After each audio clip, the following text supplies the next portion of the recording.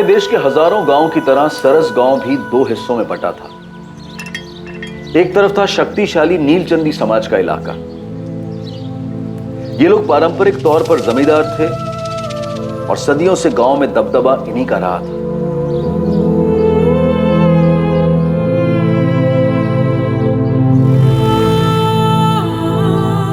और दूसरी तरफ था तोलारी समाज का इलाका। ये लोग नीलचंदियों के खेतों में मजदूरी करते थे। सदियों से गांव में इनका पलड़ा हल्का ही रहा। नीलचंदी और तोलारी समाज सदियों से एक साथ रहते आए थे और इनके साथ इनके बीच की रंजिश और तनाव भी चलता आया था। दोनों समाजों को एक दूसरे की जरूरत थी। नीलचंदियों को मजदूरों की जरूरत थी और तोलारियों को मजदूरी। इस परस्पर निर्भरता के बने रहने के लिए गांव में शांति बनाए रखना अनिवार्य था। पर बहुत जल्द एक जुर्म की श्रृंखला इस सारे गांव को झकझोर देने वाली थी। नीलचंदी और तोलारी समाज युद्ध के कगार पर खड़े होने वाले थे।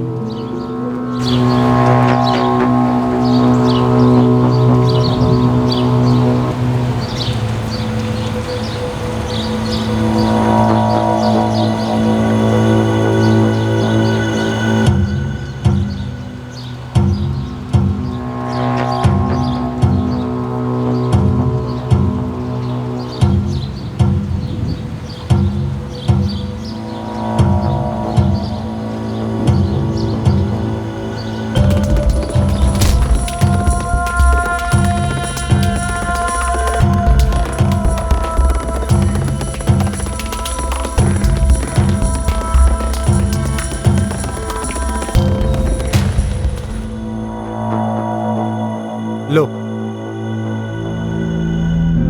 देखो साहब लोग तुम्हारे लड़के को ढूंढ रहे। तुम दोनों यहाँ कल शाम से बैठे हो, न घर गए न खाना खाया। थोड़ी सी चाय है, पी लो। तुकाराम, तुकाराम, तुकाराम, क्या हुआ? मैंने तेरे राहुल को देखा रे तुकाराम। क्या? उठा देखा, बोलना। वो नीलचंदियों के खेतों में।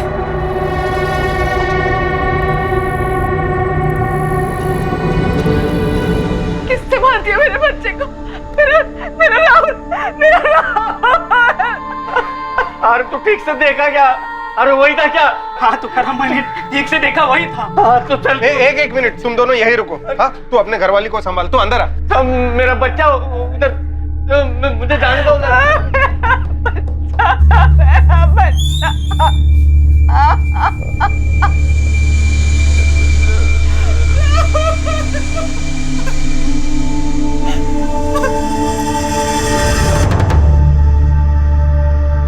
ठीक है विलास, तुम इसे लेकर खेत पर पहुंचो। एम्बुलेंस और फोटोग्राफर को भी बुला लेना। सर, नीलचंदी पाड़ा खेतों में राहुल की लाश मिली है एक गांव वाले को। सचिन, गाड़ी फिरो। साहब, मैंने किसी और को देखा नहीं आते जाते हुए। और कोई नहीं आता खेतों में 2 नंबर करने? ना के बराबर साहब। तू लगेच ओळखलंस मुलाला? साहब, हमारी तोलारी समाज का लड़का है, 4 घर छोड़ के रहता है। सर, पूरा खेत छान मारा, कुछ नहीं मिला। और शायद ये मर्डर वेपन हो सकता है। घर वालों को बुलाकर बॉडी की शिनाख्त करवा और बॉडी पोस्टमार्टम के लिए भेज दो। और राधिका, खेत दोबारा से स्कैन करना, उसके बाद पूछताछ शुरू करते हैं। सर, जहां शायद उस पर हमला किया गया और उसे मार दिया गया, या फिर उसने कुछ ऐसा देखा जो उसे नहीं देखना चाहिए। खेत में जाते वक्त राहुल के हाथ में एक मोबाइल फोन था, लेकिन लाश के पास पुलिस को कोई मोबाइल फोन नहीं मिला था। ये माजरा क्या? गरीब किसान तुकाराम तोलारी और उसकी पत्नी मालती के बेटे राहुल को आखिर किसने मार दिया और क्यों?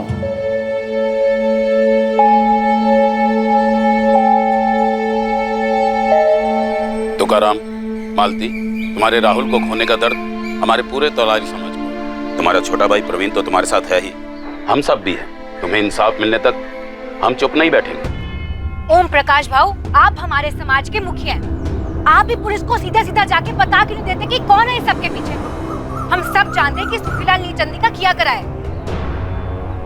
मैं खुद जाता हूँ। नहीं भाऊ, अभी आप वहाँ नहीं जाएंगे। पर कहाँ नहीं? क्योंकि भाऊ, उन लोगों ने हमेशा की तरह जात पात का मामला बना के रखा है। और वो जीतू की बहन रोहिणी, उसने खुलेआम आपका नाम लिया है। काय? लेकिन तुकाराम खुद कभी मेरा नाम नहीं लेगा। सालों से हमारी खेतों में मजदूरी कर रहा है। मेरी उसके साथ अच्छी पड़ती है, तुम जानते हो पक्के। वो सब हम जानते हैं, लेकिन तोलारियों को ऐसा मौका मिलेगा तो छोड़ेंगे नहीं ना। मकसद तो कत्ल का ही था, इसमें कोई दो राय नहीं इंस्पेक्टर। खोपड़ी पूरी तरह कुचल दी गई। कोई सेक्सुअल असॉल्ट? नहीं इंस्पेक्टर, सीधे कत्ल कर दिया गया। और हाँ, इसी पत्थर का इस्तेमाल हुआ होगा। जी, फॉरेंसिक टीम ने ब्लड सैंपल्स मैच करने के लिए अलग कर लिए। डॉक्टर, वैसे मौत कितने बजे हुई होगी? कल शाम 6 और 7 के बीच में। और बड़ी अजीब सी बात है, शाम के वक्त सुनसान खेत में अकेला बच्चा, ये गया क्यों था? इसे वहां किसी ने बुलाया तो नहीं था? सर, ये खेत दरअसल किसी एक नीलचंदी परिवार का नहीं है। ये उनके समाज के नाम सालों पहले कोई छोड़ गया था, पर उसकी देखभाल नहीं होती थी ढंग से, इसलिए जंगल जैसे बड़ा हुआ। फिर भी हमारी टीम ने और गांव वालों ने मिलकर एक एक इंच खंगाला है, लेकिन हमें इस केस से रिलेटेड कुछ नहीं मिला सर। अब देखते हैं फॉरेंसिक रिपोर्ट से कोई मदद मिलती है, पत्थर पर कोई फिंगरप्रिंट्स या और कोई ऐसी बात जिससे इस केस को नया एंगल मिल जाए। सर, खेतों से लौटते वक्त मुझे 2 बच्चे दिखे। रुको, राहुल को जानते थे? राहुल दादा, वो तो हमारे बड़े भैया थे। उसके पापा और हमारे पापा दोनों भाई भाई है। नाम क्या है तुम्हारे? सोनू प्रवीण तोलारी। पवन प्रवीण तोलारी। यहाँ क्यों आए तुम दोनों? ऐसे ही मैडम, पता करने कि क्या हुआ। तुम्हें पता था कि राहुल यहाँ आया था? नहीं मैडम, मतलब हाँ। सोनू, सच सच बोलो। कल शाम को ही और मैं खेल रहे थे। दादा दादा देखो। राहुल दादा रुकिए ना। क्या है? राहुल दादा खेलने आई है।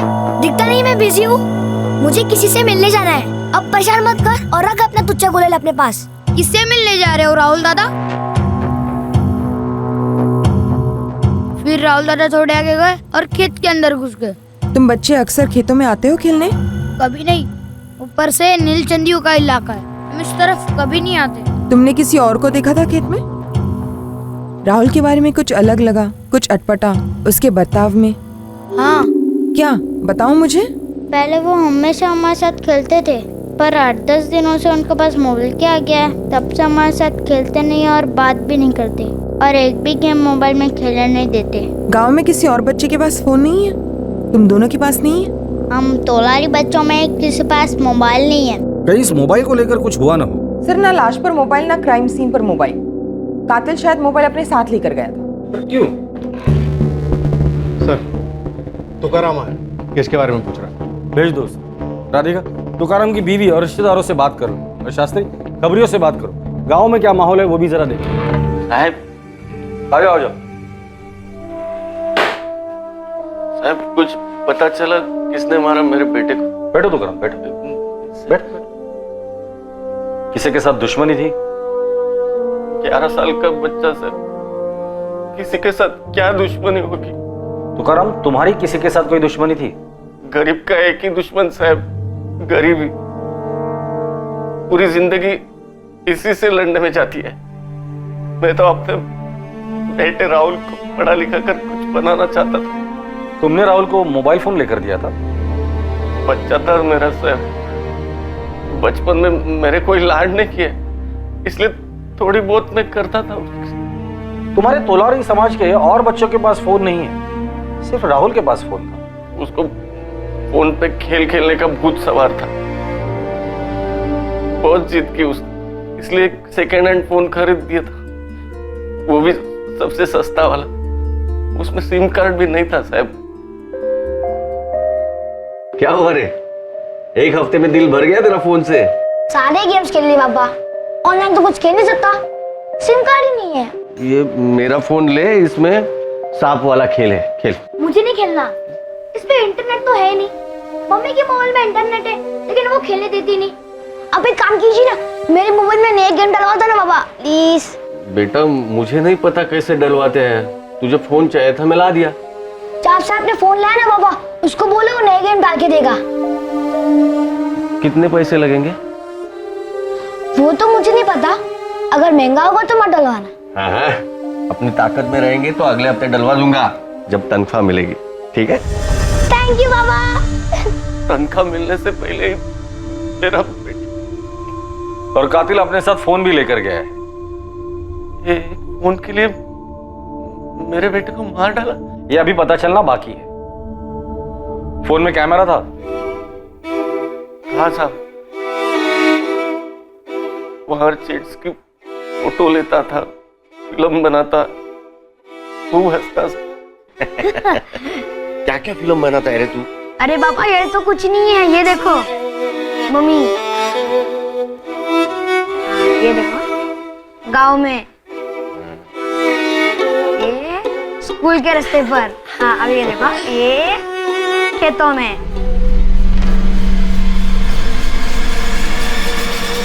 तुकाराम, क्या राहुल ने अपने फोन में ऐसा कुछ कैद किया था या फिल्माया था जो उसे नहीं करना चाहिए था? नहीं साहब, ऐसा कुछ भी नहीं था। हो सकता है कि उसने कुछ तस्वीरें ली हो या कुछ फिल्माया हो और आप लोगों को दिखाया ना हो। बचपना था, हर चीज में हंसी आती थी मेरे राहुल को,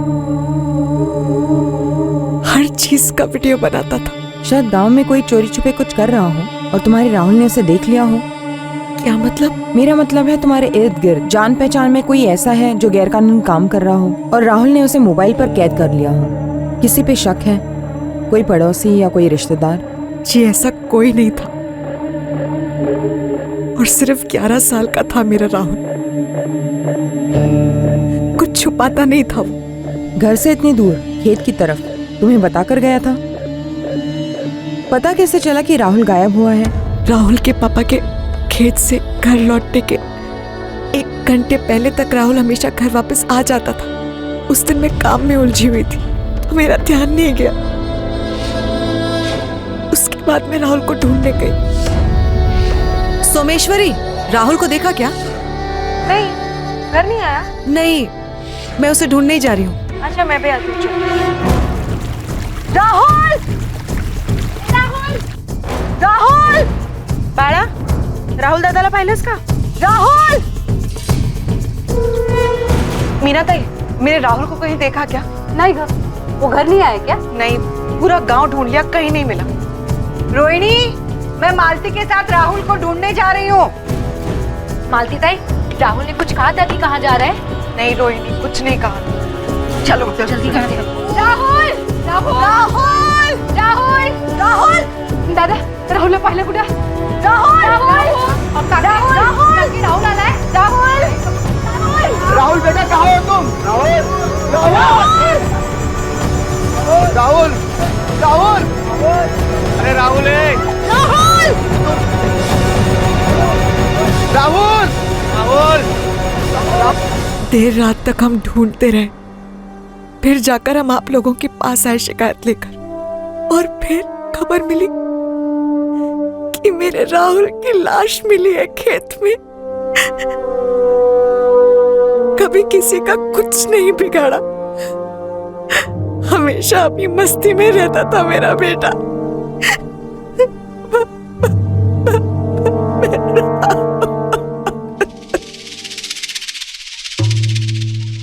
तुम तुकाराम के छोटे भाई हो? जी हाँ, प्रवीण तोलारी।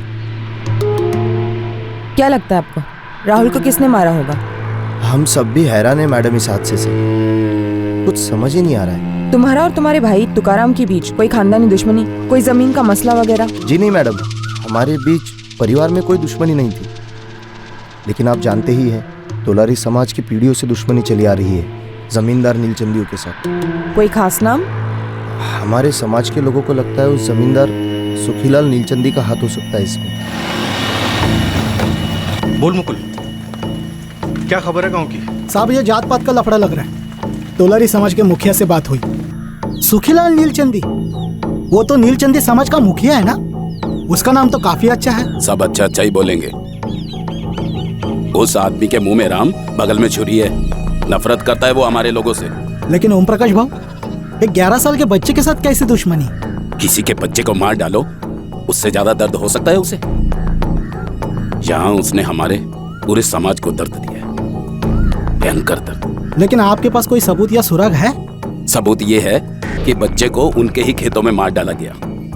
हिम्मत नहीं हुई ना बड़ों पर वार करने की। हमारे समाज में से कोई ऐसा करेगा? चानस ही नहीं है। वही है सुखीलाल नीलचंदी। ये सुखीलाल कोई छोटा मोटा आदमी नहीं है। जानता हूँ मालिक, लय भारी आदमी है, दूर दूर तक पहुँचे। हाँ, फिर भी नजर रख उस पर, पता कर माजरा क्या है। ये लोग उसका नाम क्यों ले रहे हैं? अगर जात पात का झगड़ा है भी तो बच्चे का मोबाइल क्यों लेके जाते? ये आंकड़ा कुछ फिट नहीं बैठता।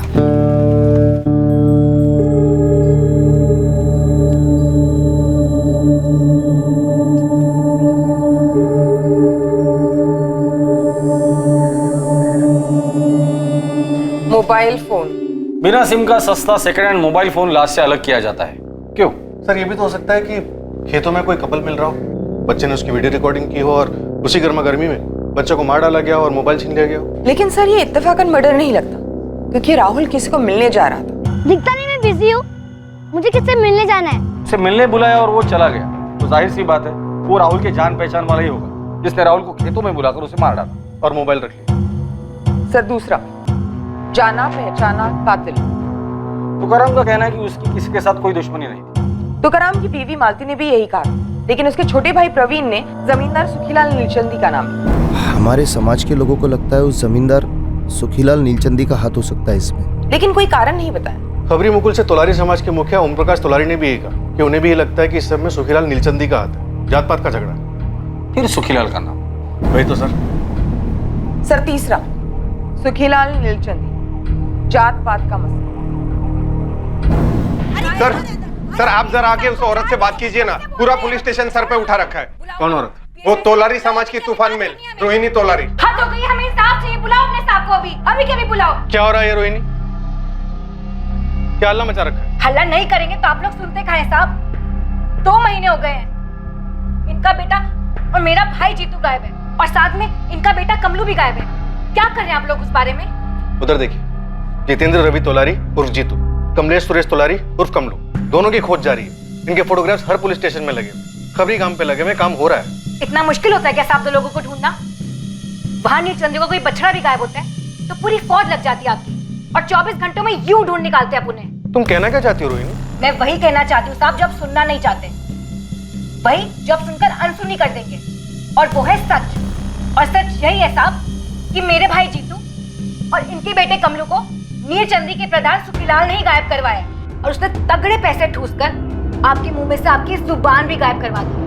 11 वर्षीय राहुल तोलारी के कत्ल के 2 महीने पहले सोलापुर के सरस गांव में एक और रहस्यमय वारदात हुई। गांव के 2 नौजवान जितेंद्र तोलारी उर्फ जीतू और कमलेश तोलारी उर्फ कमलू, ये दोनों अचानक एक ही रात को गायब हुए। रोज की तरह वो गांव के अनाज के गोदाम में अपनी ड्यूटी पूरी कर अपने अपने घरों के लिए निकले थे, पर उस रात घर पहुंचे ही नहीं। अनाज के उस गोदाम का मालिक नीलचंदी समाज का सुखीलाल नीलचंदी था। क्या हो गया? कौन मर गया जो ऐसे खटखटा रहे हो? ए पक्या, बाजू हट और अभी के अभी अपने सेठ को बुला। बोलने का मेरे को बोल। सुखीलाल भाऊ को बुलाओ, उन्हीं से बात करेंगे। क्या हुआ ओम प्रकाश? सुखीलाल जी, मेरा भाई जीतू और इनका बेटा कमलू दोनों अभी तक गोदाम से घर नहीं वापस पहुंचे हैं। तो इसमें मैं क्या कर सकता हूँ? दूध पीते बच्चे थोड़ी ना है। जहाँ तक मुझे मालूम है दोनों जमकर शराब पीते बैठे होंगे किसी ठेके पर। हर ठेके, हर अड्डे, हर जगह पे ढूंढ लिया है सुखीलाल भाऊ, लेकिन उन दोनों का कहीं कोई पता नहीं है। ओम प्रकाश जी, जाओ पुलिस में जाकर शिकायत दर्ज करो। वो तो हम अभी के अभी करने जा रहे हैं, पर इस बार ना हमारी शिकायत आपके खिलाफ होगी सुखीलाल जी। सभी लोग कान खोलकर एक बात सुनिए, एक एक करके बात करना, ना ही कोई चीखेगा और ना ही चिल्लाएगा। ये पुलिस स्टेशन है, पंचायत नहीं है। इंस्पेक्टर, ये लड़की बकवास कर रही है। मैं अपने ही 2 मुलाजिमों को गायब क्यों करवाऊंगा? मुझे उससे क्या मिलने वाला? ठंडक, दिल को ठंडक, क्योंकि चोरी के झूठे आरोप में तो इन्हें फंसा नहीं पाए।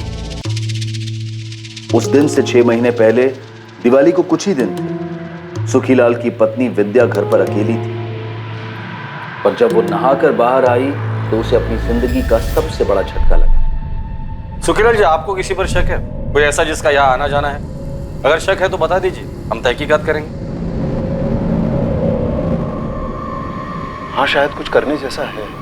पिछले हफ्ते मैंने छत की मरम्मत के लिए सीमेंट मंगवाई थी।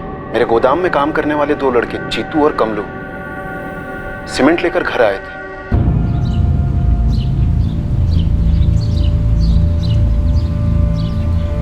उस खिड़की के नीचे रख दो सारी बोरियां। वो कड़िया जब आएगा तब देख लेगा कैसे क्या करना है, और जल्दी जल्दी हाथ पैर चलाओ। बढ़ लगा। ए जीतू, चलो कर कर।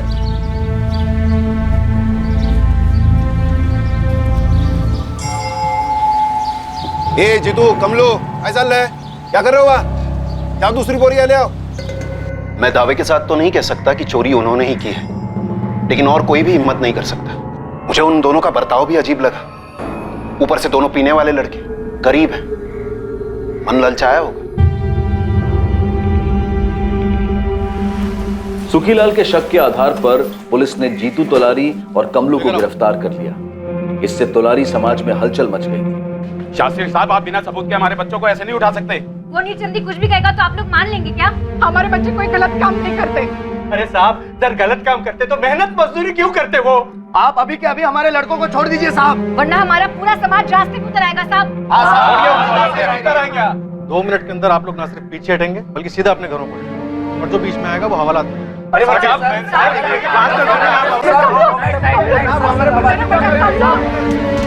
पुलिस ने उन दोनों लड़कों से कड़ी पूछताछ की, पर सारी कोशिशों के बावजूद पुलिस को दोनों से एक ही जवाब मिला। साहब हमें छोड़ दो साहब, हमें कुछ मालूम नहीं है साहब, हमने कुछ नहीं किया साहब, सच में हमने कुछ नहीं किया साहब। पुलिस को जीतू और कमलू के खिलाफ कुछ नहीं मिला और उन्हें छोड़ दिया गया, और ये चोरी का केस बैक बर्नर पर चला गया था।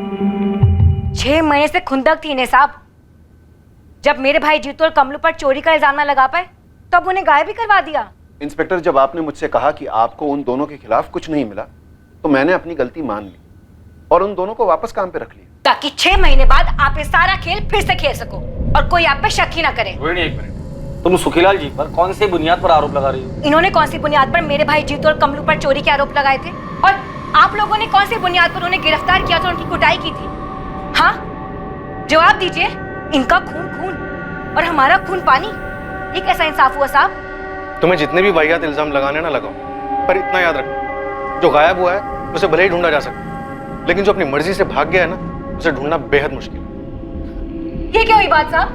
आप फिर से हमारे बिरादरी के लोगों को ही दोषी मान रहे हैं। जितनी संभावना उनके दोषी ना होने की है, उतनी ही संभावना उनके दोषी होने की भी है। जब वो मिलेंगे या पकड़े जाएंगे, तब दूध का दूध और पानी का पानी हो जाएगा। कहीं आपके दूध और पानी के चक्कर में उनका खून ना हो गया साहब। अब हमारे खून को हल्के में ना ले। अब हमारे खून बहने के दिन गए साहब। अब हम और नहीं सहेंगे, चुप नहीं रहेंगे हम।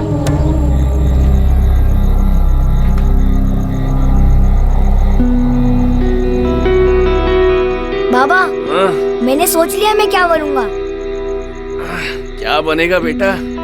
डॉक्टर, इंजीनियर या फिर कलेक्टर? नहीं, मैं आपकी तरह एक किसान बनूंगा। अरे नहीं बाबा, उतर उतर। बैठ। नहीं बाबा, मेरे जैसा मत बनना। देख रहा है ना कमर कैसे टूटी है काम कर करके, और पैसे भी कितने मिलते हैं? कुछ नहीं। अरे बाबा, मैं सारे नए तरीके सीखूंगा। डिग्री लूंगा खेती करने की, और फिर लोन लूंगा, और आपकी छोटी सी जमीन भी तो है। अरे बाबा, कितना सोच रखा है रे तूने। हमारी टीचर कहती है बाबा, जो भी करना हो ना, उसके लिए सालों पहले से प्लानिंग करनी चाहिए।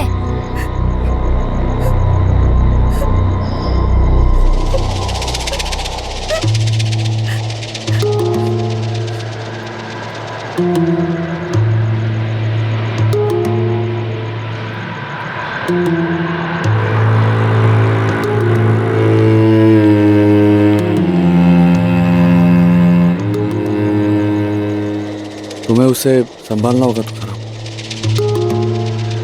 हाँ, खुद के दिल पर पत्थर रख के संभालना होगा। मेरे दिल में कुछ नहीं है शरद बाबू,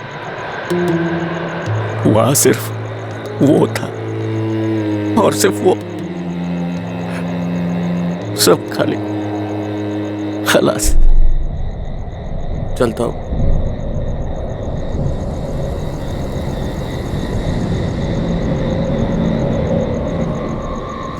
बोल मुकुल, क्या खबर? साहब, मैं जितना खोदते जा रहा हूँ, इस तोलारी और नीलचंदी समुदाय के बीच काफी खून बहा है पहले। अभी हाल फिलहाल में कुछ हुआ क्या? ये जीतू और कमलू की कोई खबर? सुखीलाल ने मरवाया होगा उनको। साहब, ये जीतू और कमलू कोई अच्छे बच्चे तो थे नहीं, छोटे मोटे लफड़े उनके होते ही रहते थे। और वैसे ही सुखीलाल भी कोई विलन जैसा जमींदार नहीं है, उसका वाकई में कोई ऐसा ट्रैक रिकॉर्ड नहीं मिल रहा। और खोद मुकुल, और आदमी लगा, लेकिन चुपके से। कुछ ना कुछ जरूर हुआ होगा। सुखीलाल पे इन दोनों के गायब होने की उंगली उठी है और राहुल के कत्ल की।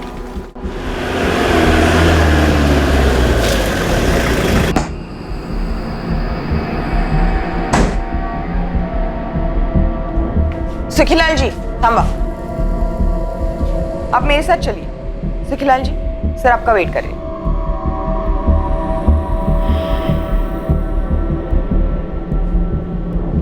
इंस्पेक्टर, ये बात किसी से छुपी नहीं है कि हम नीलचंदियों और तोलारियों के बीच में दुश्मनी रही है। एक दूसरे के गले काटे हैं आप लोगों ने। मैं किसी 11 साल के बच्चे का कत्ल क्यों करूंगा, और वो भी तुकाराम के बेटे का। तुकाराम मेरा सबसे अच्छा, सबसे वफादार और सबसे समझदार मजदूर है। वो नहीं तो मेरा खेत नहीं। गांव वालों को जो कहना है कहे, जो उंगलियां उठाना है उठाए, पर इस पूछताछ का कुछ तो सर पैर होना चाहिए। 10 जून की शाम को 6 और 7 के बीच तुम कहाँ थे? मैं भाऊ के बंगले पर था। क्या कर रहे थे? महेश बाबा के साथ बैडमिंटन खेल रहा था। मैं घर में बैठकर अपने 2 पेग लगा रहा था। खेत में किसी बच्चे का कत्ल नहीं कर रहा था। कत्ल तो घर पर बैठकर 2 पेग लगाते लगाते भी करवाया जा सकता है। जिस तरह इस कमरे के अंदर बैठकर बिना सबूत के इल्जाम लगाया जा सकता है। अपना नंबर लिखो।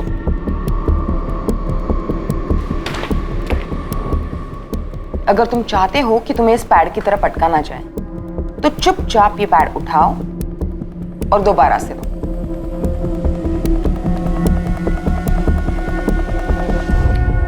गलती से ये मत समझना कि तुम यहाँ कुछ हो।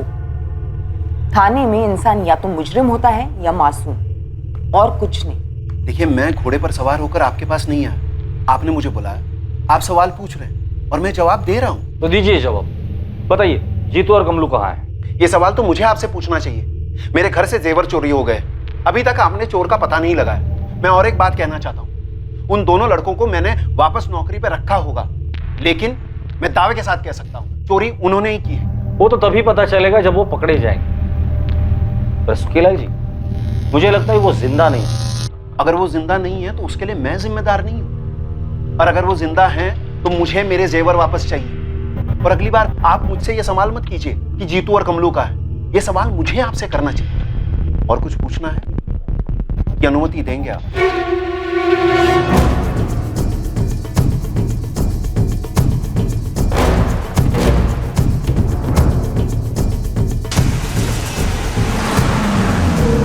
सुखीलाल और उसके आदमियों के कॉल रिकॉर्ड्स करो तुरंत। जी सर।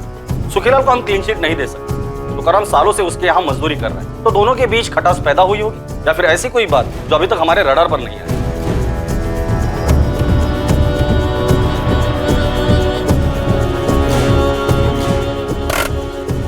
लिफाफा ले ले। जा दिया। मैं जाऊंगा तो सही नहीं लगेगा। सर, हम इस बात पर सहमत हैं कि कातिल कोई जाना पहचाना रहा हो सकता है वो सुखीलाल हो खेतों। फोन लोकेशन घर का दिखा सकता है, अगर फोन घर पे छोड़ा हो। वो तो वो आराम से कर सकता है।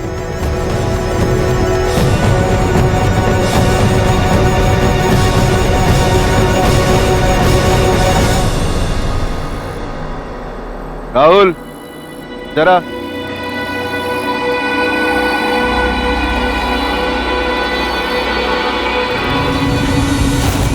मैं आ गया सुखीलाल काका। मुझे मालूम था तू आएगा। तुझे अपने मोबाइल में नए गेम्स चाहिए थे ना? हाँ? दे अपना फोन दे पक्का को, वो तुझे नए गेम्स डाल के दे। हो सकता है बच्चे ने मोबाइल में सुखीलाल के खिलाफ कुछ तो रिकॉर्ड किया होगा, इसलिए सबूत और गवाह दोनों मिटा दिए। या मोबाइल में गेम डालने के बहाने बच्चे को खेत पे बुलाया और उसे मार दिया गया हो, क्योंकि मकसद मारना था। क्यों? कोई ठोस मकसद भी तो सामने आना चाहिए। सर, ये कत्ल एक आग लगाने के लिए हो सकता है। दोनों गुटों के बीच एक चिंगारी, गुलेल से मारा गया पत्थर। मुझे लगता है कि तुकाराम से हमें दोबारा बात करनी चाहिए। कुछ तो है जो हमसे छुपा रहा है। सर, मुझे उसकी बीवी के बारे में भी ऐसा लगता है, कुछ तो अटपटा है। सर, मैं तुकाराम को लेकर आता हूँ।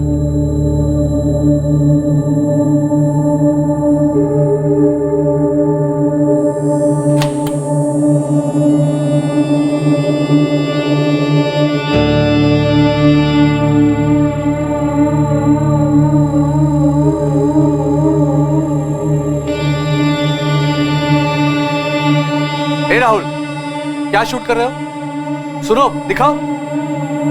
राहुल, राहुल क्या कर रहे हो? सर, बिना बताए किसी का शूट नहीं करते राहुल। दिखाओ क्या बना। दिखाऊंगा।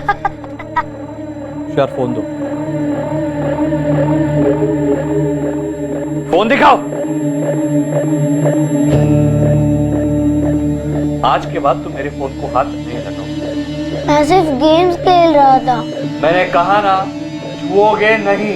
तो बाबा मुझे खुद का फोन लेकर क्यों नहीं देते?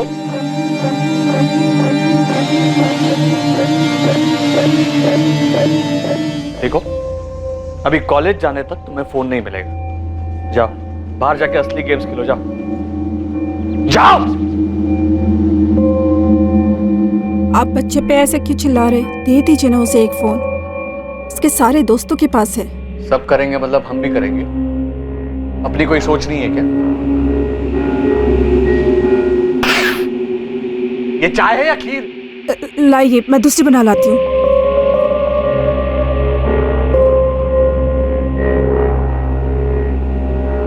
पिछले कुछ दिनों से आपको हो क्या गया है?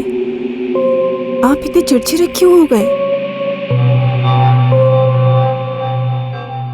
बाबा हद है, ये तोलारी हम लोगों पर इल्जाम लगाए जाएंगे और हम बस चुप बैठे रहेंगे। चुप कौन बैठा है महेश? और तुम्हें इतना गुस्सा क्यों आ रहा है? इसका गुस्सा काफी समय से चल रहा है। जब से घर में चोरी हुई है ना, तो वहां बसु ने असद से। क्या बसु? क्यों महेश, तुमने मुझे कुछ बताया नहीं? मैंने कितनी बार पक्के दादा को बताया, पर आप कुछ बोलते नहीं हो, करते नहीं हो।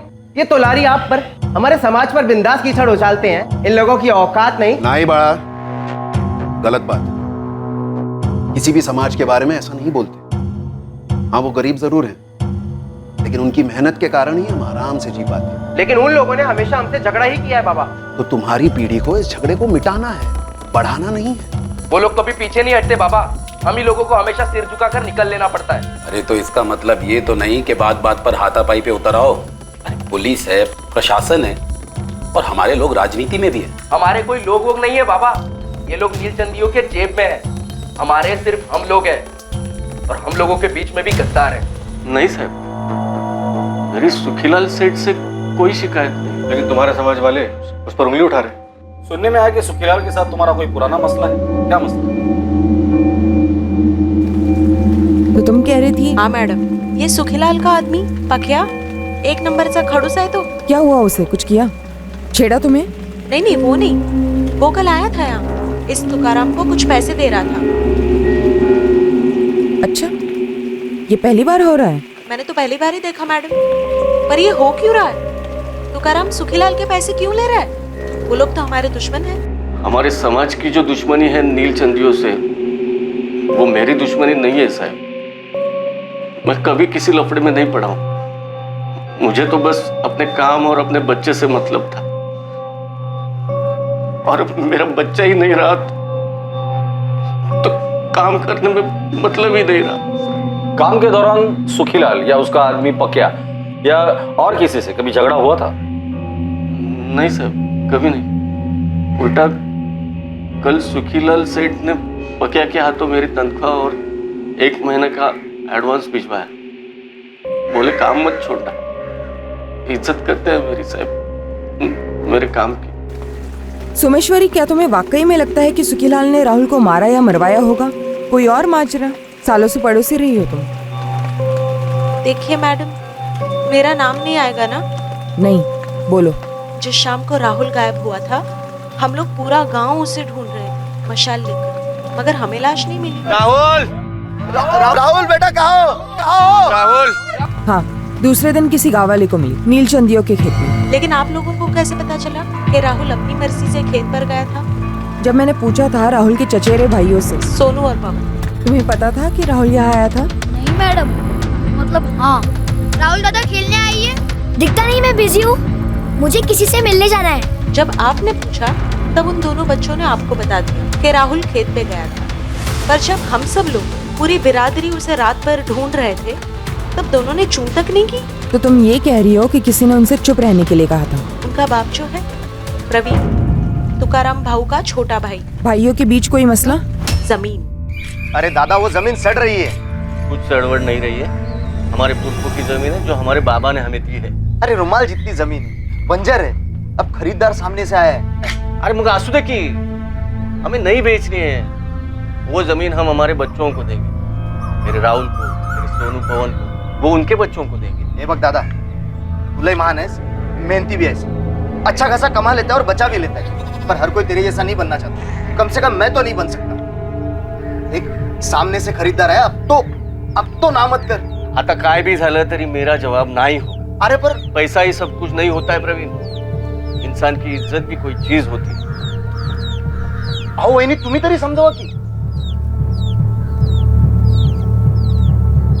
तो प्रवीण ने राहुल को मार डाला ताकि जमीन आगे बढ़ने का सवाल ही ना हो, और तुकाराम बेच दे, और दोनों बच्चों को भी चुप रहने के लिए कहा।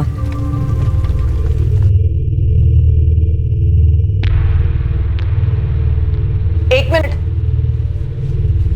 दोनों बच्चे सोनू और पवन मेरे साथ चलेंगे।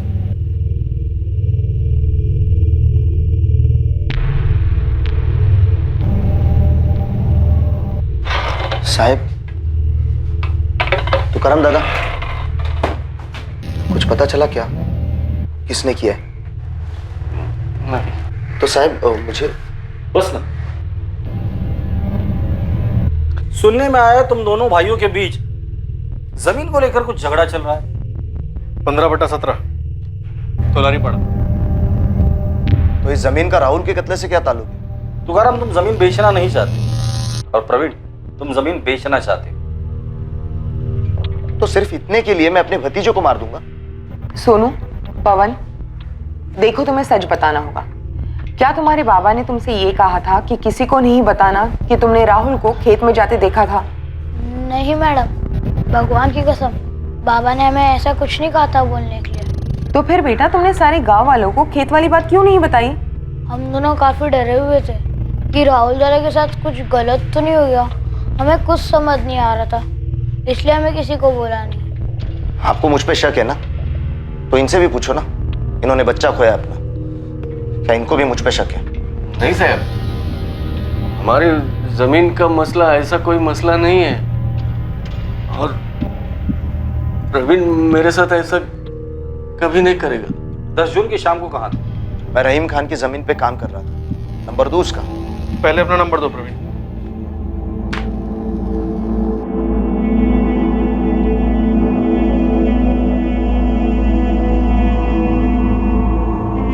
सर, हम इस प्रवीण को क्लीन चिट नहीं दे सकते। प्रवीण तोलारी, जमीन का मसला।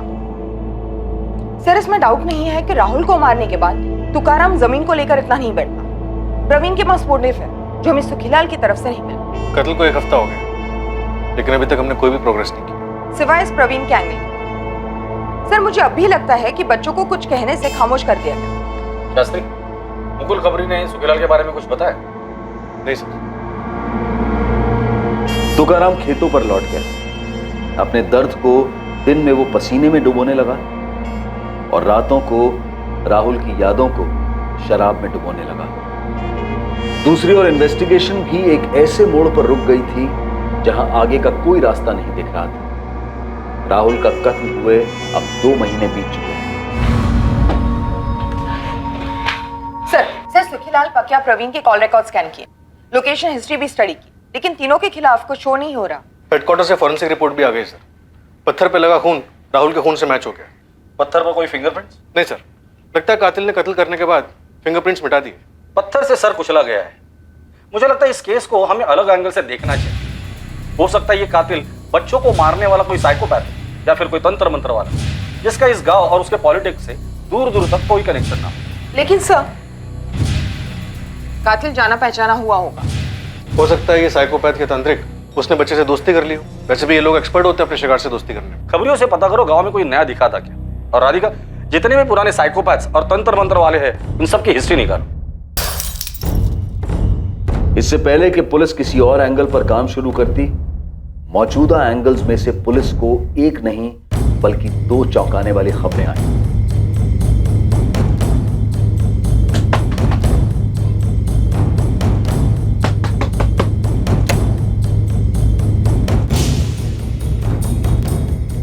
कमल, तू?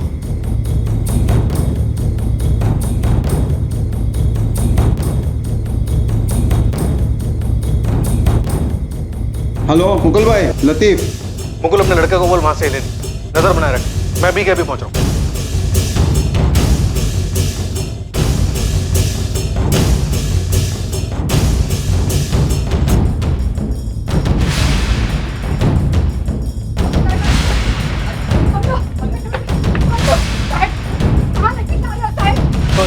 वो साहब, वो साहब, वो साहब। तुम दोनों में से कौन मुंह खोलेगा? इस बात पे चल रहा था झगड़ा। अब मैंने तुकाराम दादा से एक सवाल पूछा था।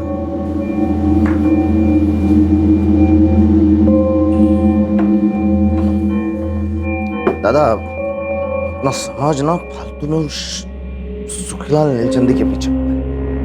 हाँ, मुझे लगता है ना राहुल का कत्ल उस शरद बागवे ने किया है। शरद बाबू का नाम क्यों ले रहा है? क्यों क्यों शरद का नाम छुपा रहे हो तुम? क्या मतलब है तेरा प्रवीण? उसको मालूम है ना, उसको मालूम है। वो साला शरद आपके नाक के नीचे आपकी सहमति से आपकी बीवी मेरी मालती वहीनी के साथ सोता है। वो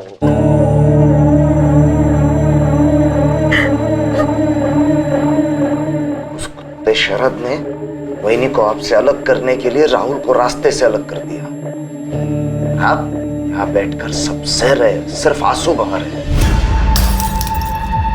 क्या बोला? यही काट दूंगा साले। करम, क्या प्रवीण ने जो बताया है वो सच है? तुकाराम, तुम्हें बताना पड़ेगा। तुम्हारे इकलौते बेटे राहुल का कत्ल हुआ है। जो प्रवीण बोल रहा है वो सच है? क्या तुम भी इस कत्ल में शामिल थे? नहीं। तो फिर बोलो, माजरा क्या है? तो बता कम, कहाँ था इतने? और तेरा जोड़ीदार जीतू कहाँ है? ये सच है कि मेरी पत्नी मालती और शरद बागवे के बीच रिश्ता रहा है मेरे सामने।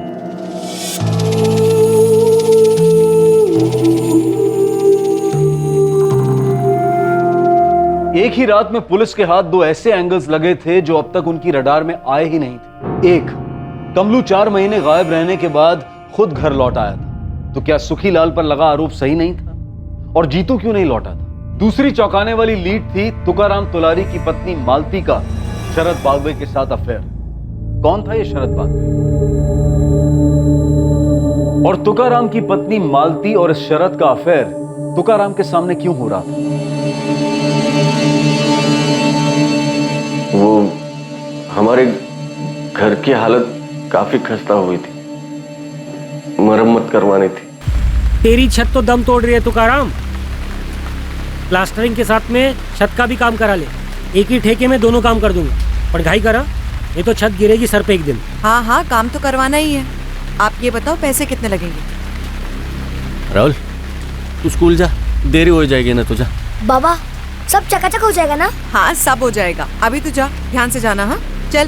प्लास्टरिंग, पेंटिंग और छत की मरम्मत सब कुछ मिला के 75,000 होंगे। मैं कम बेम करके 70,000 में कर दूंगा। बाप रे, लेकिन 70,000 रुपया नहीं इस वक्त मेरे पास। भला माहिती है रे, और उसका भी बंदोबस्त कर दूंगा मैं। कैसे नवाब भाई? नवाब, अरे शरद भाई आ गए। शरद भाई नमस्ते। शरद भाई, ये तुकाराम, ये शरद भाई है। ये तुम्हारे लोन का बंदोबस्त करेंगे। तुकाराम ज्यादा घुमा फिरा कर बात नहीं करो। मैं सोलापुर के एक साहूकार कंपनी के लिए काम करता हूँ। नवाब ने 70 बोला, लेकिन मैं तुम्हारे लिए 1 लाख तक के लोन का बंदोबस्त कर सकता हूँ। ब्याज कितना होगा साहब? 9.5%। हर महीने की दूसरी तारीख को मैं किस्त लेने आऊंगा। एक भी किस्त छूट नहीं सकती तुकाराम, एक भी नहीं। अगर मंजूर है तो पावसेर मंगाते हैं, वरना मैं चलता हूँ। पूरे सोलापुर में इससे अच्छी ऑफर नहीं मिलेगी। बहुत भला आदमी है। आप बोल दे तुकाराम। हाँ, मंजूर है। पावसेर मेरी तरफ से। ये शरद बागवे जो भी है जी, मुझे तो ठीक नहीं लगता। पहली मुलाकात में ही आपको पिला करके भेज दिया। अरे भला आदमी है। अब हर 2 तारीख को किस्त लेने आएगा, तब जान लोगी उसे। जो भी है, मुझे तो अब भी लगता है कि आपको समाज में सही किसी से उठा लेना चाहिए था। छोड़ ना, मैं सौदा करके आया हूँ। मुझे मालूम है क्या कैसे करना है। सुनना मालती, राहुल सो रहा है, जरा अंदर चले। बहुत दिन हो गया ना। मेरे सर में दर्द हो रहा है।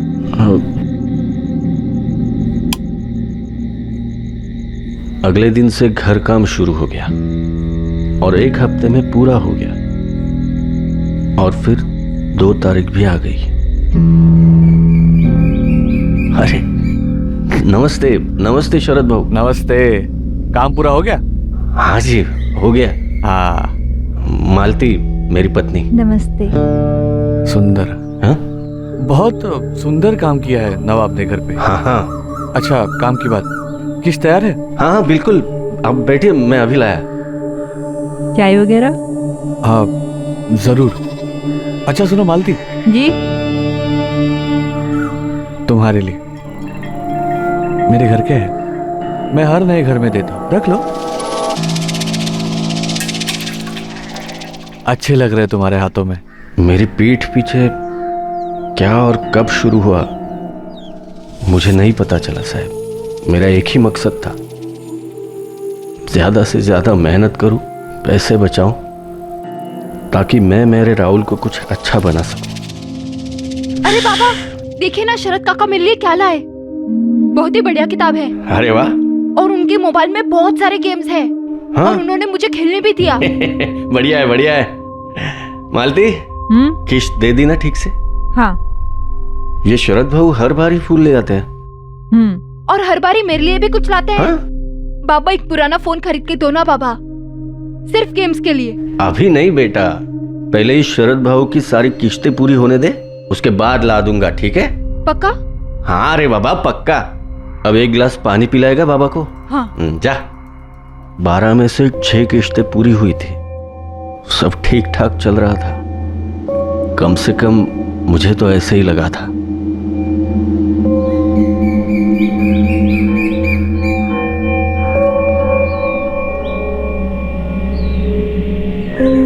उस दिन 2 तारीख तो नहीं थी।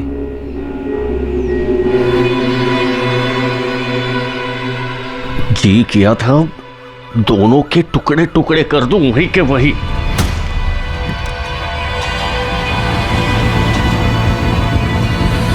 ठीक है चलता हूँ। ठीक है। और कल कुछ लाऊं? नहीं।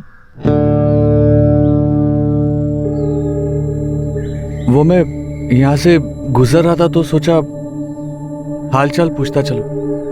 अरे तुम्हारे हाथ को क्या हो गया तुकाराम? खेत में कट गया क्या? मैं हल्दी लेके आती हूँ।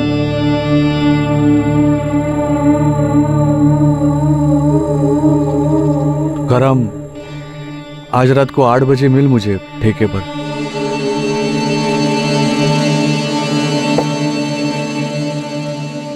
देख तुकाराम, मुझे पता है कि गलत है, लेकिन जरूरत भी एक चीज होती है ना, सिर्फ मेरी नहीं है, मालती की भी। शरद भाऊ आपकी भी पत्नी है, बच्चे हैं। मेरी जगह आप होते तो क्या करते?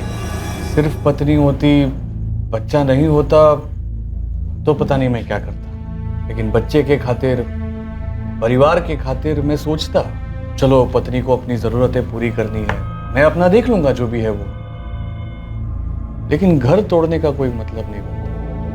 और तूने अभी अभी अपने घर की मरम्मत की है तुका, तेरे जो 6 किस्त है उसकी फिक्र मत कर, वो मैं भर दूंगा। देख तुकाराम, मेरा इरादा तेरा घर तोड़ने का नहीं है, बस मुझे छुप छुप कर कुछ नहीं करना। बोल मंजूर है?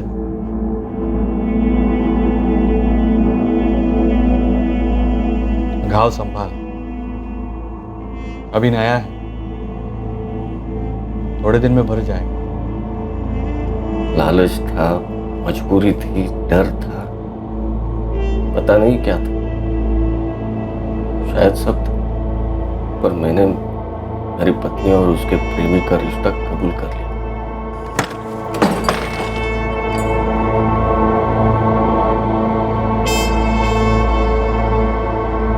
क्या बात हुई? उस दिन से मेरा और मालती का एक नया रिश्ता शुरू हुआ, और वो रिश्ता था खामोशी। हम अब एक छत के नीचे 2 लोग थे जिन्हें एक बच्चे ने जोड़े रखा, और कुछ नहीं। खाना नहीं खाएंगे? पट्टी बदल दो?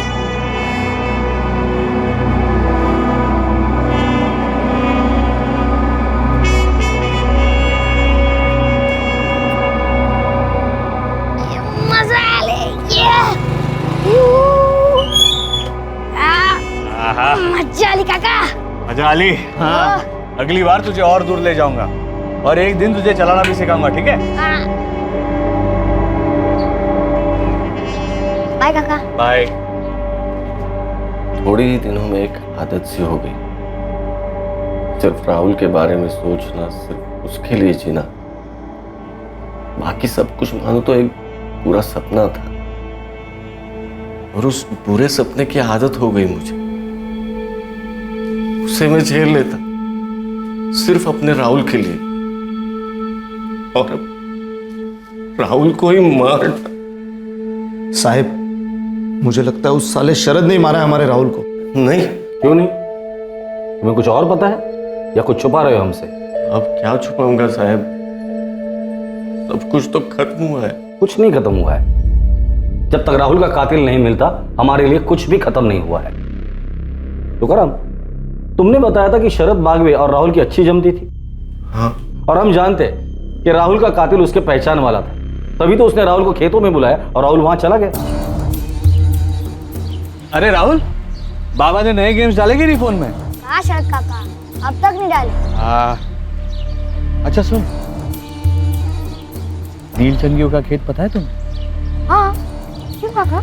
आज शाम को 6 बजे तुम वहां पर फोन लेकर आ जा। मैं तुम्हें एक से एक नए गेम्स डाल के दूंगा फोन। सच? हाँ, लेकिन सुनो, किसी को बताने की जरूरत नहीं, ठीक है? राहुल इधर आ।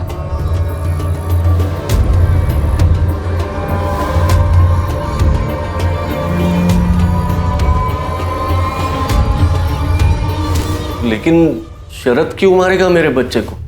वही जो मैं शुरू से बोलता आ रहा हूं दादा, उसे वहीनी को तुमसे अलग करना था, और राहुल की वजह से तुम दोनों जुड़े हुए थे। वजह जो भी होगी वो हम शरद बागवे से पता कर लेंगे। राधिका, शरद बागवे को उठाकर लेकर आओ। सब साहब, हम भी जाए क्या? अभी के लिए जा सकते हो, लेकिन याद रहे हमारी नजर रहेगी तुम दोनों पर। मुझे अभी भी लगता है कि तुम लोग पूरी बात नहीं बोल रहे, कुछ तो छुपा रहे हो।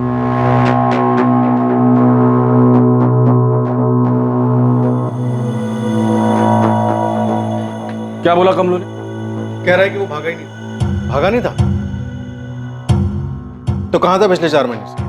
और तेरे बाप ने मिसिंग कंप्लेंट क्यों दर्ज की? साहब, उस सुखीलाल नीलचंदी के घर चोरी हुई, तब आप लोगों ने मुझे बेकार में इतना तोड़ा।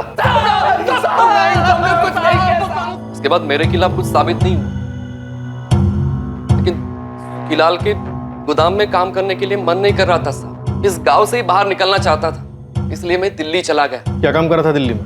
कहाँ काम कर रहा था? पहाड़गंज में एक ढाबा है, रोलीदा ढाबा, वहां बैटरी का काम कर रहा था। ऐसा कितना बिजी था जो घर पे एक भी फोन नहीं कर सकता था तू? और पिछले 4 महीने से तेरा फोन भी स्विच ऑफ था। साहब, वहां जाते मेरा फोन खराब हो गया, टाइम ही नहीं मिला रिपेयर करने के लिए। आपको नंबर देता हूँ ढाबे का, पूछ लीजिए रोली सेठ से। नंबर लिख। तो वापस क्यों लौटा? अब वापस नहीं लौटा हूँ साहब, 1 हफ्ते की छुट्टी पर आया हूँ। और तेरा जोड़ीदार जीतू, वो भी उसी ढाबे पे काम कर रहा था, उसे भी छुट्टी नहीं मिली, उसका फोन भी खराब था पिछले 4 महीने से। मुझे नहीं पता साहब जीतू कहाँ है, मैं अपने से अकेले गया था दिल्ली, पिछले 4 महीनों से उससे बात तक नहीं हुई मेरी। लगता पिछली बारी तुम दोनों की ठीक से खातिरदारी नहीं की थी हमने। तुझे क्या लगता है हम लोग इतने मूर्ख हैं तो तेरी बातों में आ जाएंगे? हाँ साहब, मैं झूठ नहीं बोल रहा हूँ साहब, मुझे नहीं पता जीतू कहाँ है। आपको नंबर दिया, आप रोली सेठ को फोन करके पूछ लीजिए, और फिर से अगर मुझे मारा ना साहब तो मैं वकील करूंगा और मेरे पूरे समाज को इकट्ठा करूंगा। धमकी दे रहा है पुलिस को? खुद की इज्जत और जान बचाने को आप धमकी कहते हो तो इसे धमकी समझ लीजिए सर। दिल्ली वाले ढाबे के मालिक ने क्या कहा? वही बोला जो कमलू कह रहा है सर। मैंने वहां की पुलिस को डबल चेक करने के लिए कहा है। चलो मान लेते ये कमलू सच भी बोल रहा है, लेकिन उसी रात ये जीतू कैसे गायब हो जाता है और पिछले 4 महीने से नो कॉन्टैक्ट जोन में है, और दोनों के परिवार एक साथ मिसिंग कंप्लेंट कैसे दर्ज कर सकते हैं? सर, दोनों परिवारों पर नजर रखना बनता है, कुछ तो खटक रहा है।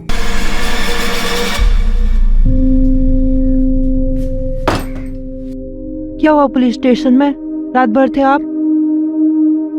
कुछ नहीं हुआ, उन्हें तुम्हारे और शरद भाऊ के बारे में पता चला। क्या? हाय देवा, कैसे?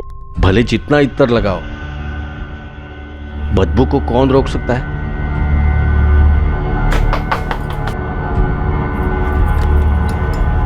मालती जी, कुछ पता चला मेरे बेटे के कातिल के बारे में? थाने बुलाए तुम्हें साथ में। बहू, सुना आपने? कमलू घर आ गया है, दिल्ली में था और वो पुलिस वालों को बोला कि वो खुद से गया था।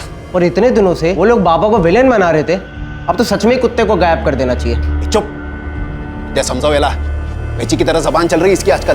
चल आज जा, मूर्ख गुटला। अरे महेश ऐक ना। अरे बेटा सुन। रोजी तू, उसका क्या?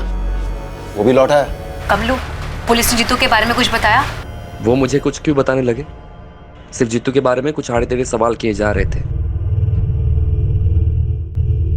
सर, आप हमसे ऐसे सवाल क्यों पूछ रहे हो जिनके जवाब आप पता कर चुके हो? क्योंकि हर मुंह से निकला हुआ जवाब एक नया सच होता है शरद बागवी। पिछले 1 साल से तुकाराम तोलारी की बीवी मालती के साथ तुम्हारा अफेयर चल रहा है। जी। क्या राहुल ने तुम दोनों का ऐसा कोई वीडियो बनाया था जो किसी को देखना नहीं चाहिए था? क्या बकवास कर रहे हैं सर? ऐसा कुछ नहीं हुआ था। शरद, क्या तुमने राहुल को मार डाला खेतों में बुलाकर? क्या अनाप शनाप बक रहे हो सर आप? वो बच्चा मुझसे प्यार करता था। और शरद क्यों मारेंगे राहुल को? 10 जून की शाम को तुम कहाँ थे शरद? सर, मैं मालती के साथ था, उसी के घर। शरद जी, आप जरा बाहर देख के आएंगे क्या कि राहुल आ गया कि नहीं? 1 घंटे पहले आ जाना चाहिए था। मालती, अगर मैं अभी बाहर जाऊंगा तो लोग देख लेंगे। हाँ, ठीक बात है। मैं चली जाती हूँ, देख के आती हूँ। आप अंधेरा हो जाए तो निकल जाइएगा। हाँ,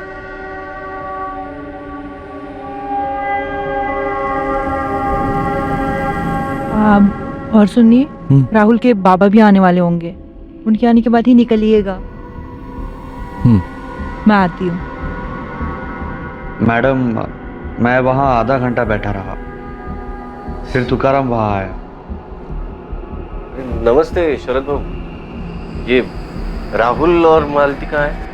वो राहुल शाम से घर नहीं लौटा है, तो मालती उसे ढूंढने गई। क्या?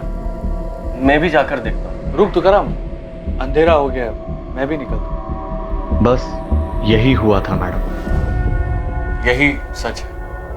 क्या मेरे पति ने कहा कि शरद ने राहुल को? देखिए, हमसे किसने क्या कहा ये बात मायने नहीं रखती। हमें शक था, पूछ लिया। तुकाराम मुझ पर कभी उंगली नहीं उठाई। मैं जानता हूँ आपके कान उसके भाई प्रवीण ने भरे होंगे। वो मुझे पहले से पसंद नहीं करता था। आप इतना सब पता लगा रहे हैं तो आपने ये भी पता लगा ही लिया हो कि तुकाराम और प्रवीण के बीच में जमीन को लेकर मसला था। तो तुम्हारा कहना है कि प्रवीण ने राहुल को मारा हो? सर, वो मुझ पर बेवजह उंगली उठा रहा था, शायद उसी में कुछ खोट हो। नहीं साहब, मैं नहीं मानती कि प्रवीण ने कुछ भी किया है। तो तुम्हें किस पर शक है? मुझे नहीं पता साहब।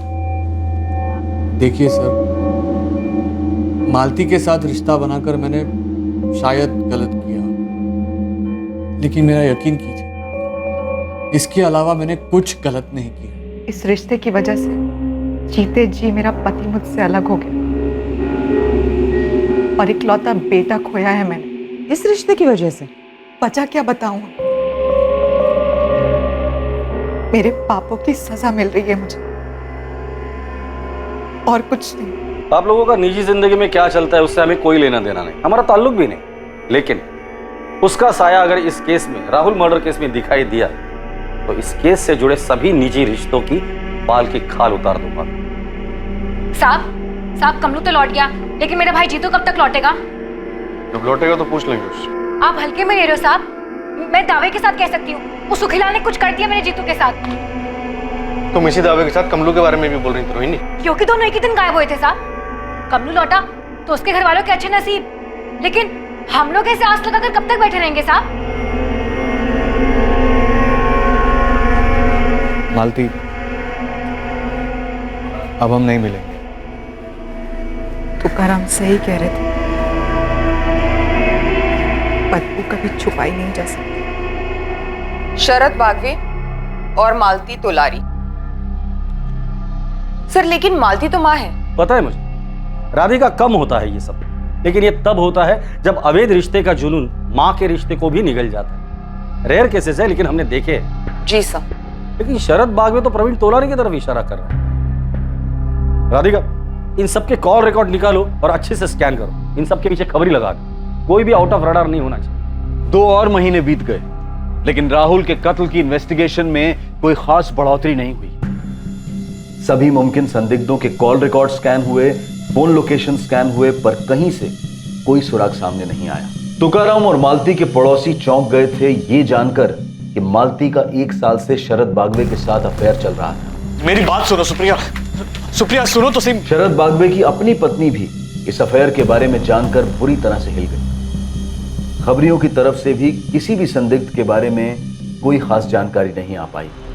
रोहिणी अपने लापता भाई जीतू के बारे में जानने के लिए लगातार पुलिस स्टेशन के चक्कर काटते जा रही थी और सुखीलाल नीलचंदी पर आरोप लगाए जा रही थी। दूसरी ओर कमलेश अपनी छुट्टी पूरी कर वापस दिल्ली लौट गया अपने काम पर। उसे रोक कर रखने के लिए पुलिस के पास कोई सबूत नहीं था। और वहीं बच्चे को खोने के बाद तुकाराम सभी रिश्तों से परे जाने लगा था, पर अंदर ही अंदर वो घुट रहा था, कुछ छुपा रहा था। राहुल का कत्ल एक शातिर साजिश का परिणाम था और इस साजिश के पत्ते बहुत जल्द खुलने जा रहे थे।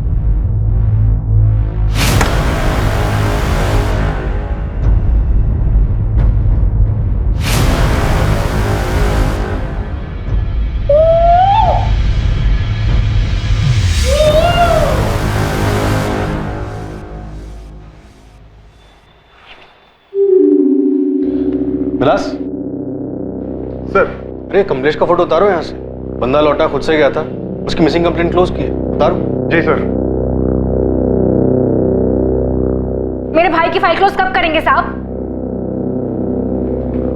जैसे कमलेश खुद से लौटा और अपनी फाइल क्लोज करवाई, हमारा मानना है तुम्हारा भाई भी जल्दी लौटेगा और उसकी फाइल क्लोज होगी। देखिए सर, आपने बड़ी चालाकी से उस सुखीलाल को हमारी बिरादरी के बच्चे राहुल के कत्ल के केस से तो बचा लिया होगा, लेकिन मैं उसे मेरे भाई के केस से इतनी आसानी से बचने नहीं दूंगी। हाँ मुकुल बोल। मालिक एक टिप है, जल्दी बोल। आपका ये राहुल मर्डर केस और जीतू मिसिंग केस जुड़े हुए हैं, आप मिल सकते हो? ठीक है, 10 मिनट दे। रोहिणी, हमें लगता है तुम्हारे भाई की फाइल जल्दी क्लोज होने वाली है। क्या हुआ साहब? क्या किया सुखीलाल ने मेरे भाई के साथ? साहब मैं भी आ रही हूँ आपके साथ। तुम अभी घर जाओ, हमें हमारा काम करने दो। साहब उसका नाम माया है, माया तोलारी, 5वीं पास, मेरे बहन के साथ स्कूल में पढ़ती थी। देख मुकुल, जान पहचान दोस्ती एक अलग बात है, लेकिन मैं तुझे नहीं बता सकती कि वहाँ क्या हुआ था। हमारी बिरादरी के लोगों ने ना मिलकर भगवान की कसम खाई थी कि कोई भी बात बाहर नहीं जाएगी। बच्चे तो भगवान का रूप होते हैं ना माया, और एक बच्चे का कत्ल हुआ है, वो भी तेरी बिरादरी का था। लेकिन तू समझ क्यों नहीं रहा है?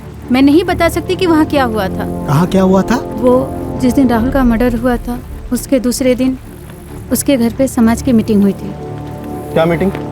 पर तू कह रहा था जीतू मिसिंग केस और राहुल मर्डर केस आपस में जुड़े हुए, कैसे? माया मेरे को बताइए, मैं आपको बताऊंगा। आप सुखीलाल से पूछेंगे, तुकाराम से पूछेंगे, अब डायरेक्ट उठा के पूछ लो ना साहब।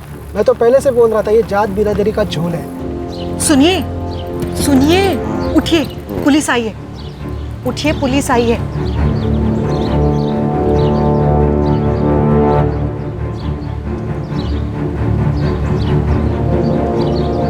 पता चला किसने मारा मेरे बेटे को? वो तो तुम हमें बताओगे तुकाराम। मैं?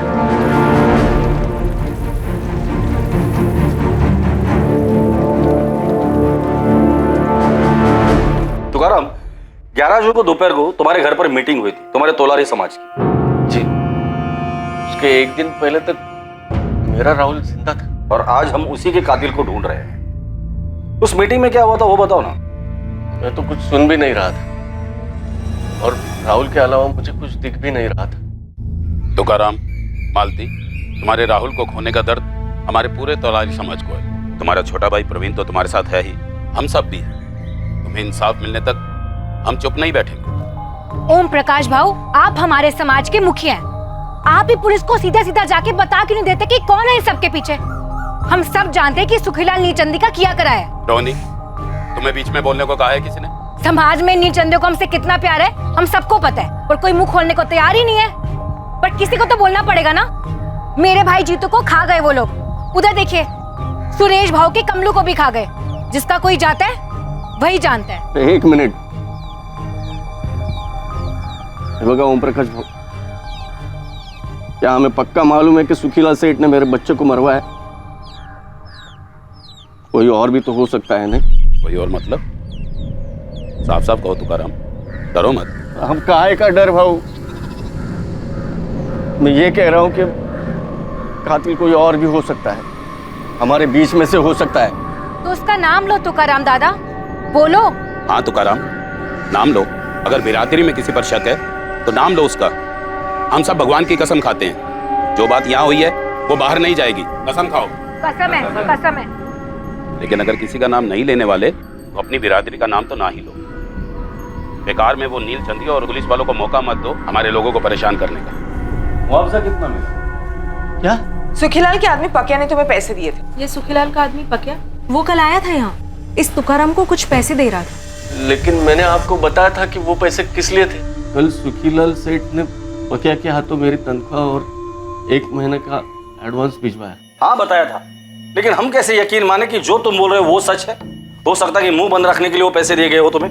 साहब, मैं अपने बेटे राहुल के कत्ल के बारे में चुप बैठूंगा, लेकिन हमारे सामने तो तुम चुप बैठे हो। हमारी नाक के नीचे एक आदमी का तुम्हारी बीवी के साथ 1 साल से अफेयर चल रहा था। ये बात तुमने हमें बतानी जरूरी नहीं समझी। तुम्हारे बेटे के कत्ल के अगले दिन तुम्हारे समाज की बैठक खुद सुखीलाल का नाम हुआ। खुद तुम्हारे समाज ने मुआवजे और तहकीकात की मांग की और तुमने एक शब्द भी नहीं बोला। क्यों? साहब, मेरा दिमाग सुन था और इन दोनों बातों का मेरे बेटे के कत्ल से कोई ताल्लुक नहीं है। ताल्लुक है, वो ताल्लुक तुम हो।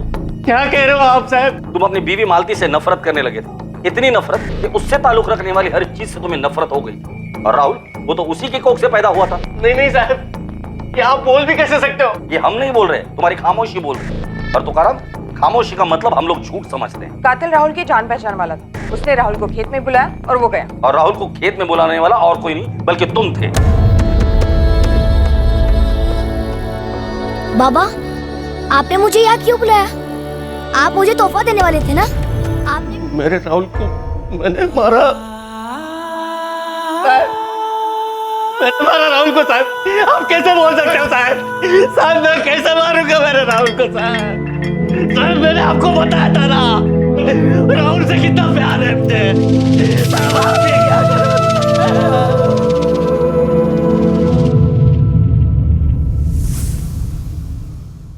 तुमने राहुल को नहीं मारा तो फिर किसने मारा तुकाराम?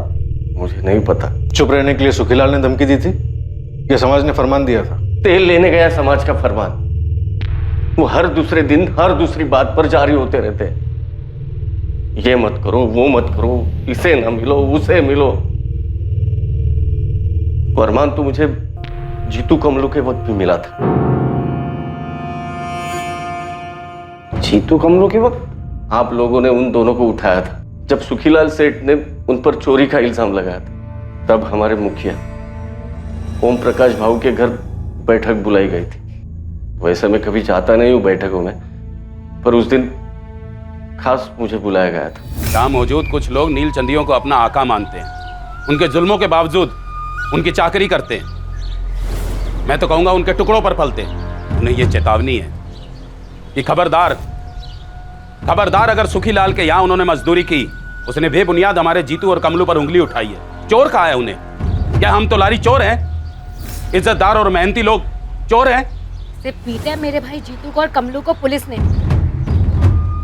जानवरों से भी बदतर पिटाई की है। न्याय होगा उनके साथ, लेकिन तब तक यहाँ बैठे हर तोलारी को यह कसम खानी होगी कि सुखीलाल तो क्या, किसी भी नील चंदी के यहाँ पर कोई काम नहीं करेगा।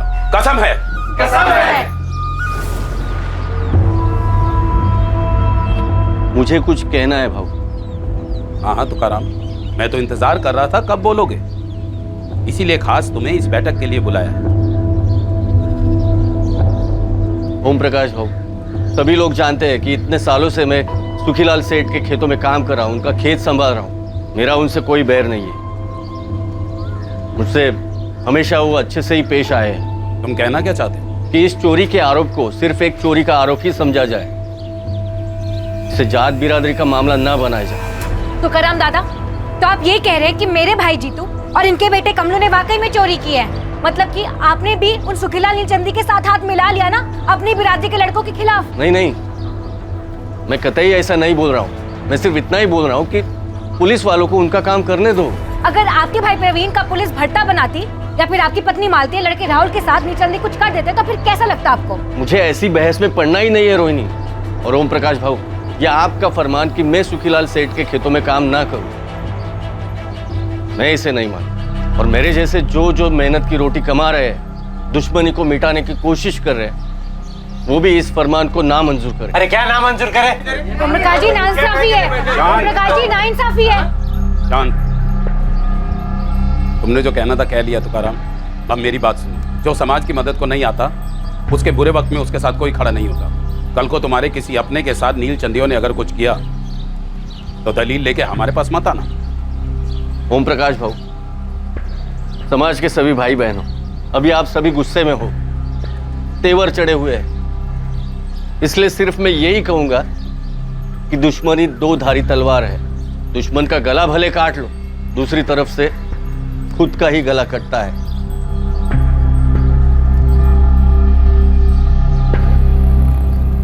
फालतू का फरमान था साहब, कुछ लोगों ने नहीं सुना। कुछ लोग छुप छुप के काम करते रहे और खुद जीतू और कमलू छूटने के बाद वही सुखीलाल सेठ के यहाँ काम करते रहे और 6 महीने बाद गायब हो गए। मुझे नहीं पता वो गायब हो गए या खुद से ही गए या क्या हुआ। तुम्हें किसी पर शक है? किसने मारा होगा राहुल को और क्यों? आप लोगों ने पहले कहा कि मेरे बच्चे के मोबाइल फोन का मसला था, फिर बोले सुखीलाल सेठ, फिर बोले मेरा भाई प्रवीण और फिर शरद भाऊ, और अब आप कह रहे हो कि मैंने खुद अपने बेटे को मार डाला। मैं थक गया हूं साहब, थक गया हूं मैं। मुझे मेरे राहुल के पास जाना है साहब।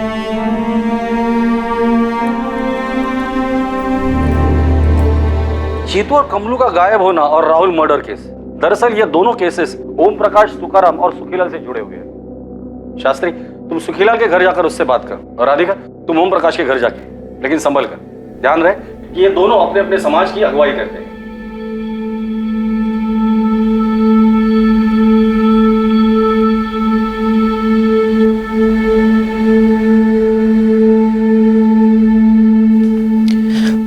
बैठो मालती।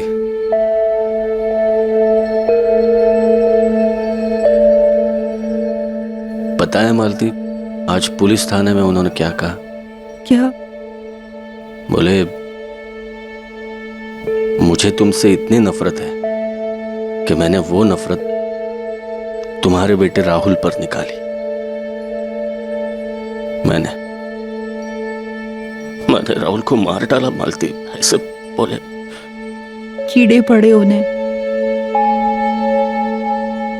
आपके जैसा पिता इस दुनिया में नहीं है।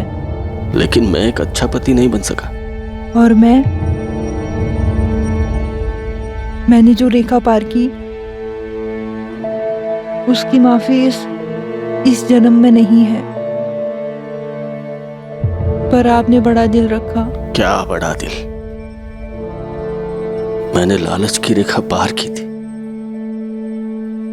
मुझे भी इस जन्म में कोई माफी नहीं है, लेकिन बेटा हम दोनों ने खोया है।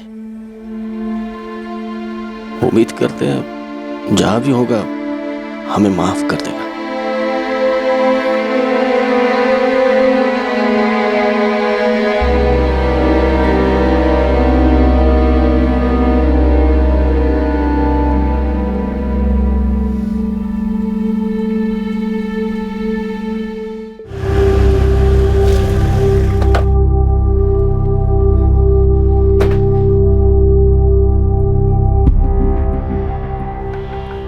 नमस्कार शास्त्री जी, बोलिए क्या सेवा कर सकते हैं?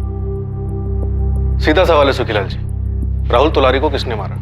सुखीलाल नीलचंदी के खिलाफ सबूत इकट्ठा करना आपका काम है मैडम, लेकिन एक बात जरूर कहूंगा दावे के साथ, मेरी बिरादरी से ऐसा कोई नहीं है। अरे कोई अपनी बिरादरी के बच्चे को कैसे मारेगा? बच्चा तो मारा गया है ओम प्रकाश जी, और सुखीलाल के खिलाफ हमें कोई सबूत भी नहीं मिला। जीतू और कमलू के केस में भी नहीं, और कमलू तो लौट आया है। वही तो बात है, दोनों केसेस में जानबूझकर मेरा ही नाम लिया गया है। कोई बच्चा भी बोलेगा ये उन्हीं के बिरादरी में से किसी की चाल है। पर राहुल को सच में मारा गया सुखीलाल जी? खास मुझे बदनाम करने के लिए उस बच्चे को बलि का बकरा बना दिया गया होगा। नामुमकिन, लेकिन अगर ऐसा है तो मैं आपको जबान देता हूं, हमारे समाज से आपको पूरी मदद मिलेगी उस गद्दार को ढूंढने में, लेकिन वो मिलेगा नहीं, क्योंकि ऐसा कोई है ही नहीं।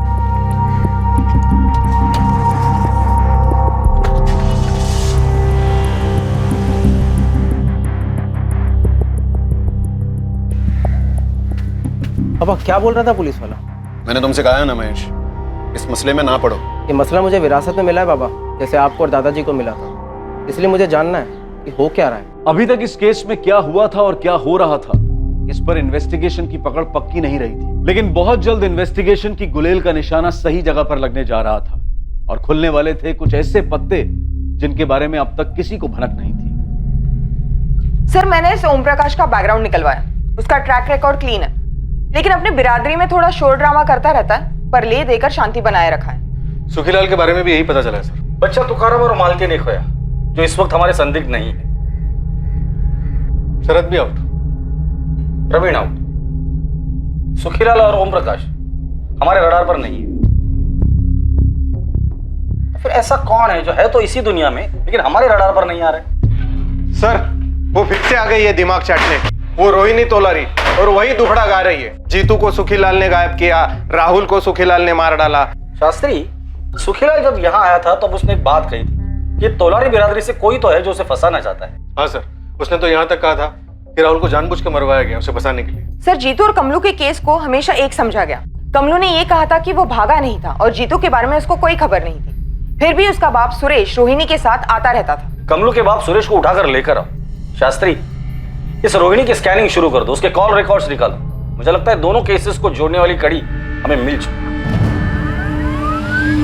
वो चोरी का इल्जाम वगैरह होने के बाद हमारा कमलू एकदम गपचुप गुमसुम रहने लगा था।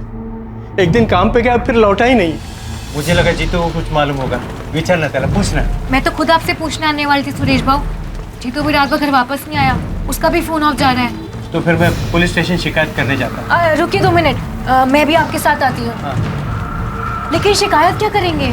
यही कि मेरा बेटा गायब हो गया, ढूंढो जरा उसे। सुरेश भाऊ, 2 जवान लड़के ऐसे गायब थोड़ी ना हो जाते हैं, उन्हें गायब करवाया गया। चोरी का इल्जाम नहीं लगा पाया तो देखो उन्हें गायब ही करवा दिया। किसने? वही कमीना सुखीलाल नीलचंदी। उसके बाद रोहिणी जो बोलती गई मैं सुनता रहा। दरअसल आप लोगों से बात करने के बाद कमलू जब घर लौटा तो रोहिणी भी पीछे पीछे घर आई थी। क्या बोली तब? कैसे आ रहे तेरे सवाल? यही कि जीतू और मैंने चोरी का माल कहाँ बेचा, जीतू कहाँ है, वगैरह वगैरह।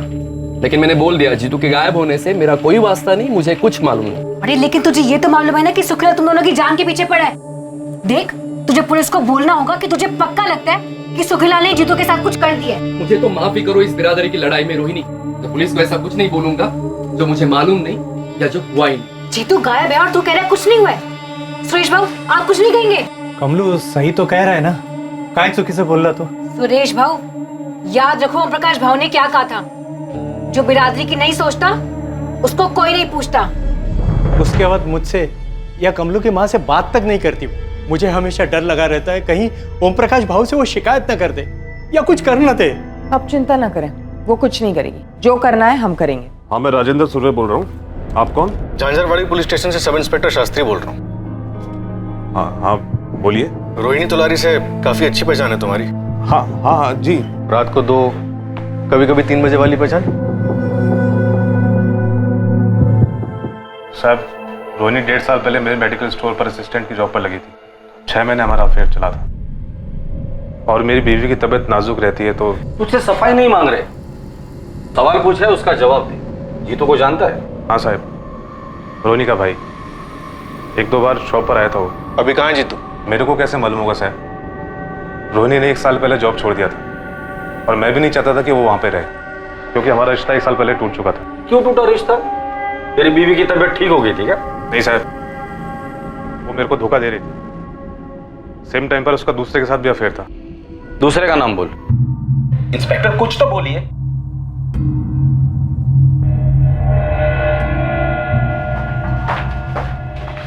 नहीं है सर। आप बताएंगे आप मेरे बेटे को ढूंढ क्यों रहे हैं? आपका बेटा 18 साल का हो गया? नहीं, अभी 2 महीने बाकी हैं। बच्चा है वो। आपके बिरादरी की रोहिणी तोलारी के साथ आपके बच्चे का 1 साल से चक्कर चल रहा है और हमें शक है कि रोहिणी का हाथ है राहुल के मर्डर में और शायद आपके बेटे का भी। ओम प्रकाश जी, आपका नाम अच्छा है, अब काम भी अच्छा कीजिए। बताइए, आपका बेटा विनीत कहाँ मिलेगा? वो कभी कभी हमारे खेत वाले पुराने मकान में जाता है अपने दोस्तों के साथ।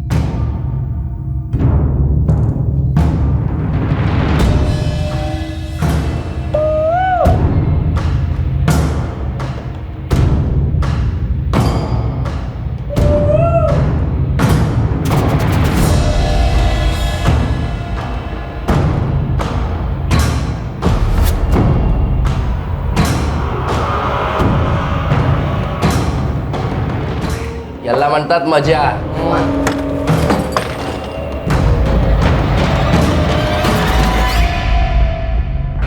जितेंद्र तोलारी उर्फ जीतू, 6 महीने से तेरी बहन ने हमारा सर खा के रखा था। कहाँ है जीतू, कहाँ है जीतू? अब हम तुम तीनों का सर खाएंगे। ले चलो। साहब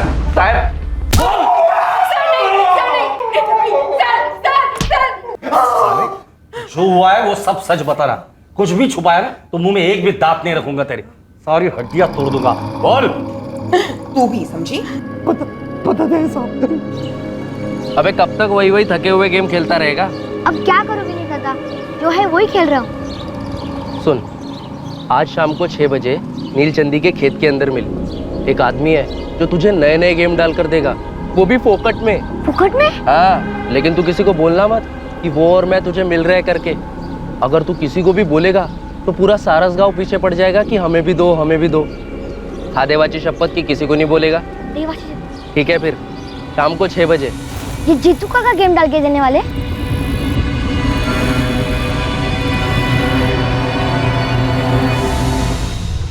विनीत, रोहिणी और जीतू ने अपना जुर्म कबूल किया, अब तेरी बारी। क्या क्या किया इसने मैडम? और ये जीतू और रोहिणी ने क्या कबूल किया है? विनीत, बताओगे नहीं अपने पापा को? अरे क्या किया है तूने? क्या किया है? सुखीलाल को फंसाने के लिए तुमने राहुल को मरवाया? सुखीलाल ने मेरे भाई को चोर कहा, उसे खूब पिटवाया। और फिर जब कमलू गायब हुआ तो मुझे लगा ये मौका अच्छा है। जीतू, जीतू उठ ना, जीतू जल्दी उठ। कमलू कल रात से गायब हो गया, कहीं भाग गया होगा। तू भी कुछ दिन के लिए गायब हो जा। मैं सुखीलाल नीलचंदी के खिलाफ शिकायत दर्ज करने वाली हूँ। सबको लगेगा उसने तुम दोनों को गायब करवा दिया है। फिर देखना उसकी खैर नहीं। समझ गया ना? चल जल्दी कर, अब क्या सोच रहा है, जल्दी कर। लेकिन जब तुकाराम ने साथ देने से मना किया तब मेरी सुलग गई। मुझे उसे सबक सिखाना था।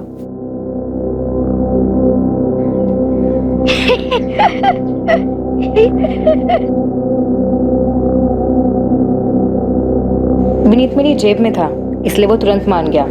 जीतू को भी गुस्सा था सुखीलाल पर और अब तुकाराम पर भी। हमने प्लान बनाया और मार डाला राहुल को। एक दूसरे बिरादरी के आदमी को बदनाम करने के लिए तुमने अपने ही बिरादरी के 11 साल के बच्चे को मार डाला ताकि दोनों बिरादरियों में झगड़ा हो जाए। सिर्फ इसलिए कि तू उसके साथ सोता है। रोहिणी तोलारी और उसके भाई जितेंद्र तोलारी उर्फ जीतू पर आईपीसी की धारा 302 के तहत हत्या का चार्ज लगाया गया है। हालांकि जुर्म के वक्त विनीत तोलारी नाबालिग था, पर कोर्ट ने जुर्म की जघन्यता, उसकी हीनियसनेस को नजर में रखते हुए जुवेनाइल जस्टिस एक्ट के सेक्शन 15 के तहत विनीत पर भी धारा 302 लागू की है। तुकाराम और मालती अपने बेटे के कत्ल की वजह जानकर हक्का बक्का रह गए। ओम प्रकाश को भनक तक नहीं थी कि राहुल के कातिलों में एक उसी का नाबालिग बेटा विनीत था। सुखीलाल इस बात को हजम नहीं कर पा रहा है कि उससे बदला लेने के लिए रोहिणी ने एक मासूम बच्चे को मार दिया। दूसरी तरफ उसके घर हुई चोरी का केस अब तक हल नहीं हो पाया है। इन्वेस्टिगेशन जारी है। रोहिणी तोलारी ने गुलेल के एक पत्थर से 2 निशाने लगाने की कोशिश की। एक निशाना था दुश्मन बिरादरी के सुखीलाल से बदला लेना, दूसरा मकसद था अपनी ही बिरादरी के तुकाराम को गहरा घाव देना, क्योंकि उसने अपनी बिरादरी के फरमान का अनादर किया। सुखीलाल का जीतू और कमलू पर चोरी का आरोप लगाना शायद जल्दबाजी में लिया गया फैसला था, लेकिन जीतू को न्याय दिलाने के लिए उसकी बहन रोहिणी ने ऐसा घोर अन्याय का रास्ता चुना जो समझदारी की सारी परिभाषाओं का अनादर करता है। दुनिया में भड़काने वालों की कमी नहीं, लेकिन किस हद तक भड़कना है, किस हद तक अपनी ईमानदारी और अपनी सच्चाई के साथ समझौता करना है, यह हर इंसान को सोच समझ कर तय करना है। अपने जमीर और अपने विवेक पर होने वाले वार से सतर्क रहना। अब मैं अनूप सोनी आपसे विदा लेता हूं, फिर मुलाकात होगी एक और नए केस के साथ। और याद रखें, क्राइम और आपके बीच में सिर्फ इतना फर्क है कि आप कितने सतर्क हैं। सतर्क रहें, सुरक्षित रहें। जय हिंद। इस तरह के और भी एपिसोड देखने के लिए हमारे चैनल को सब्सक्राइब करें और बेल आइकन दबाना ना भूलें।